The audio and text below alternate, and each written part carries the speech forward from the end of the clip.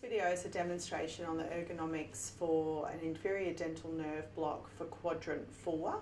This is probably the most challenging because you need to kind of work backwards with your ergonomics.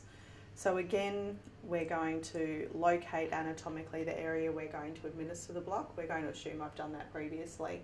For the purposes of the demonstration, I'm going to keep the cap on the needle, but obviously you'd be doing this appropriately in real life.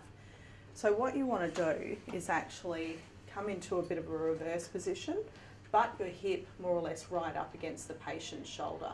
And you can see I've still got my hand resting on the bracket table so that I'm not waving my needle around. Open wide for me, Dan. Turn slightly towards me.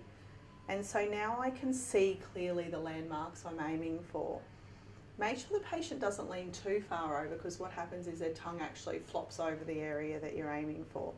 So I've really well lined up where I'm going. Open really wide for me, Dan.